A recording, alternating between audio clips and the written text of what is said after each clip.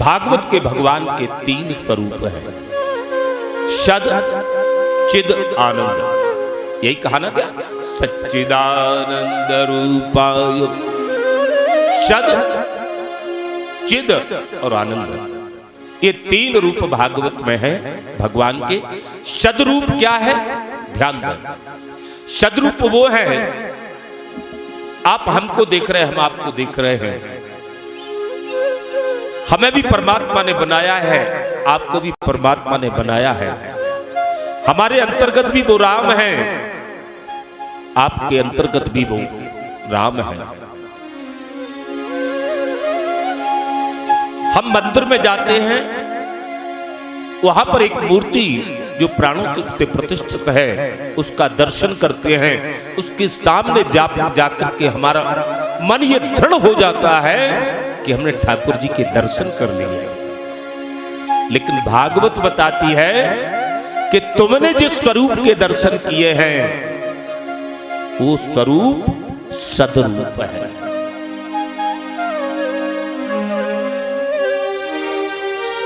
दूसरा, कभी कभी क्या होता है, पहला स्वरूप समझ में आ गया ना, जो हमें आंखों से दिखे वो भागवत का सदरूप है। दूसरा रूप स्वरूप क्या है, चिद रूप, जो हमें दिखता तो नहीं है पर अनुभव में आता है, समझ में आता है। कभी कभी लगता है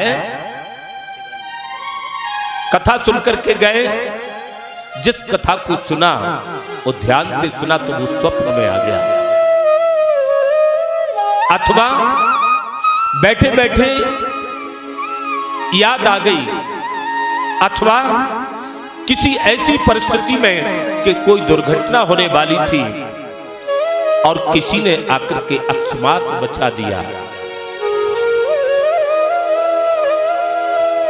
वो ठाकुर जी का चिद रूप है, दिखता नहीं है पर वो अनुभव गम्य है, जिसका हम अनुभव करें, जिससे हमें ईश्वर की कृपा का अनुभव ज्ञात हो,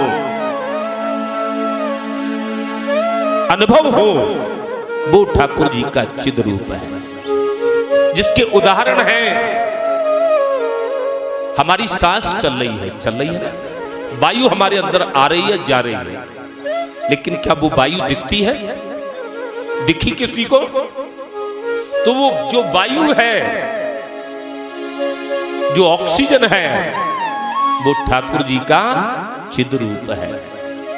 ये पुष्प है, इन पुष्पों में से इस पुष्प को देखा, ये चिद रूप हुआ, लेकिन इसमें से जो गंध आती है वो गंध दिखाई तो नहीं देती, जो सुगंध आती है वो दिखती नहीं है, वो ठाकुर जी का चिद रूप है। किसी ने आवेश में आकर के हमको कोई बात कही,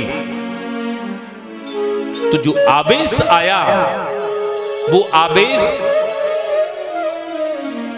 दिखता नहीं है, महसूस होता है। ये सब ठाकुर जी के चिद रूप है, जो दिखते नहीं हैं पर अनुभव हो गम्य है। पर ध्यान देना, चिद्रूप सदरूप क्या है?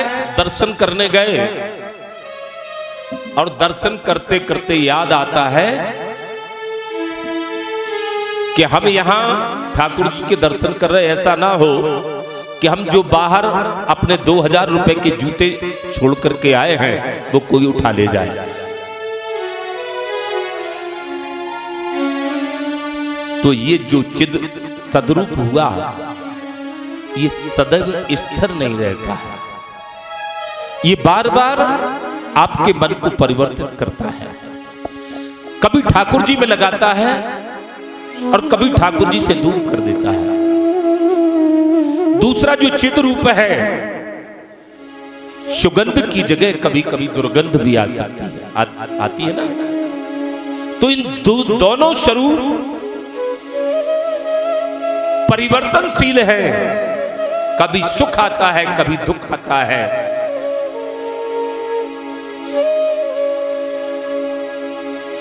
कई लोग कथा सुनकर के जाते हैं और अच्छा डिस्को भांगड़ा हो गया तो कहते आज मजा आ गया, कहते ना।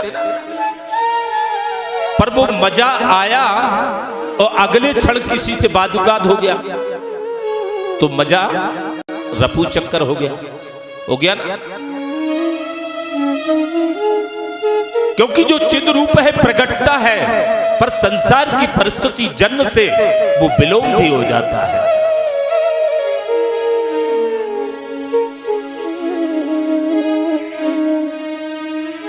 इसलिए भागवत जी कहती हैं हमारा जो तीसरा स्वरूप है उसका नाम है आनंद। आनंद स्वरूप कभी परिवर्तित नहीं होता है। एक बार जिसको आनंद आ गया वो सदा सर्वदा के लिए परमानंदित हो जाता है। पर वो आनंद साधन जन्य नहीं है। साधन जन्य जो आनंद होता है, आपको गर्मी लग रही, आपने एसी पंखा कूलर चला लिया, गर्मी दूर हो गई, लेकिन लाइट चली गई तो राधे राधे।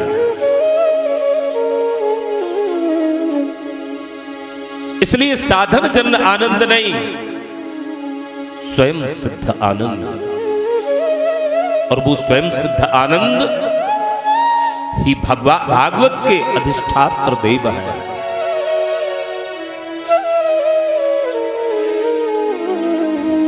और वही तापत्रय विनाशाय, वही हमारे तीनों प्रकार की परिस्थितियों का विनाश करते हैं। तो ध्यान दें, जो भागवत का तीसरा, भागवत के भगवान का तीसरा रूप है आनंद, ये कभी परिवर्तित नहीं होता है।